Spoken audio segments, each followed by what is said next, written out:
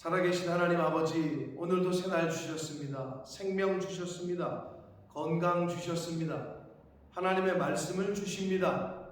하나님 감사합니다. 오늘 주시는 말씀을 잘 듣고 하루의 양식 삼게 하시고 오늘 하루의 기준으로 삼게 하셔서 그 말씀 묵상하며 말씀에 피동되어지는 한날을 살겠습니다. 주여 함께해 주옵소서. 예수 그리스도 이름으로 축복하며 기도 올려옵나이다. 아멘. 자, 오늘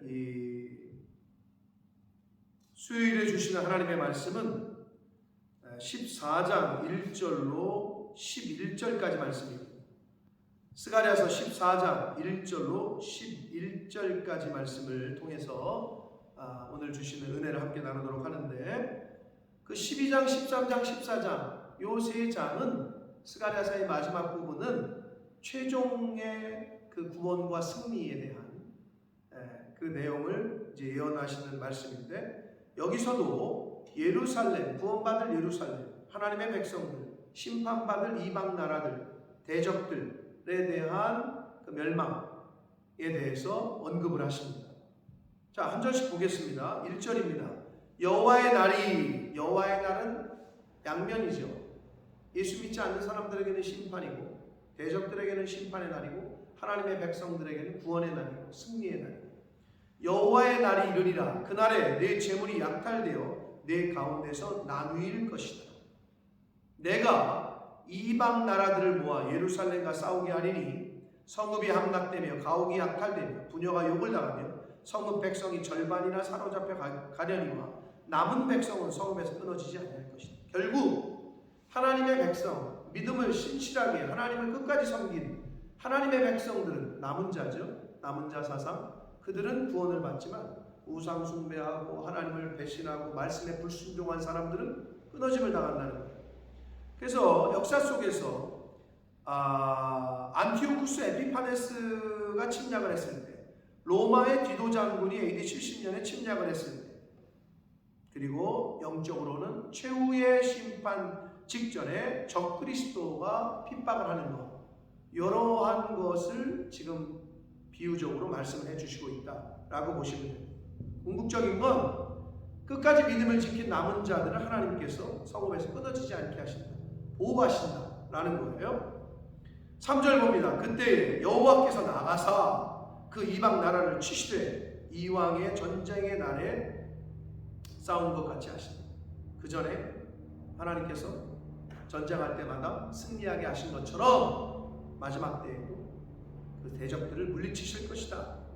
4절 그날에 여호와의 날에 그의 발이 예루살렘 앞 곧 동쪽 감람산에 서실 것이요 감람산은 그 한가운데가 동서로 갈라져 매우 큰 골짜기가 되어서 산 절반은 북으로 절반은 남으로 옮기고 5절까지 봅니다. 그 산골짜기는 아셀까지 이를 것이다. 너희가 그 산골짜기로 도망하되 유다왕 우시아 때의 지진을 피하여 도망하는 것 같이 할 것이다. 나의 하나님 여호와께서 임하실 것이요 모든 거룩한 자들이 주와 함께 할 것이다. 그러니까 하나님께서 이제 앞서가시면서 군대를 이끄시는 지휘관처럼 그렇게 싸워주시겠다는 거예요. 지진이 나듯이 하나님이 나가시면 온 세상이 떨듯이 그렇게 될 거라는 거예요. 그래서 6절 그날에는, 여호와의 날에는, 심판의 날에는 빛이 없겠고 광명한 것들이 떠날 것이다. 계시록에도 하나님의 심판에 대한 그 설명들이 나오는데 거의 동일한, 요한계시록 21장에도 그날에는 빛이 없어지겠고 광명한 것들이 떠날 것이라는 동일한 말씀이 나옵니다. 여호와께서 아시는 한 날이 있으니, 아들도 모르고 아무도 모른다. 아버지만 아신다. 낮도 아니요 밤도 아니라 어두워갈 때에 빛이 있으리로다. 굉장히 비유적인 말씀이죠. 낮도 아니고 밤도 아니고 어두워갈 때에, 영적으로 암흑의 세대가 될 때에 끝날에는 빛이 있을 것인데, 그날에 생수가 예루살렘에서 솟아나서 절반은 동해로 절반은 서해로 흐를 것이고 여름에도 겨울에도 그러할 것이다. 이건 어떤 말씀이냐면 절반은 동해로, 절반은 서해로 간다는 것은 그 구원의 복에, 구원의 보편성을 의미하고, 여름에도 겨울에도 그러한다는 것은 이 하나님의 복의 그 구원의 영원성을 의미를 합니다. 그러니까 하나님의 그 축복은 보편적이고 영원하다. 그렇게 보시면 되고, 9절 여호와께서 천하의 왕이 되시니, 이제 원래 왕이셨는데 이제 궁극적인 천하의 왕이 되시고, 그날에는 여호와께서 홀로 한 분이실 것이고 그의 이름이 홀로 하나이실 것이다. 구원을 얻을 다른 이름을 주신 적이 없다. 오직 한 이름, 예수 그리스도. 마찬가지로 신은 한 분이다. 한 분, 여호와 하나님. 온 땅이 아라바 같이 되되 게바에서 예루살렘 남쪽 림몬까지 이를 것이고, 예루살렘이 높이 들려 그 본초에 있으니 베냐민 문에서부터 첫 문자리와 성 모퉁이 문까지, 또 하나넬 망대에서부터 왕의 포도주 짜는 곳까지. 결국은 이 아라바 같이 된다는 의미는, 아라바라는 말은 이게 평원, 평지 이런 뜻이거든요. 그러니까 옥토가 된다는 거죠. 광활한 평원이 된다는 거예요. 사람이 11절 그 가운데에서 살며 다시는 저주가 있지 아니하니 예루살렘이 평안히 설 것이다. 사랑하는 성도 여러분, 궁극적인 최후의 승리를 지금 말씀을 하십니다.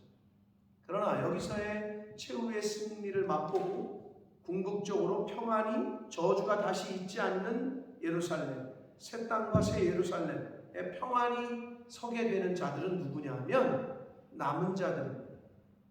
누구냐 하면 배신하지 않고 하나님을 끝까지 섬기고 하나님을 경외한 사람들을 의미합니다. 이스라엘 백성 전체가 아니에요.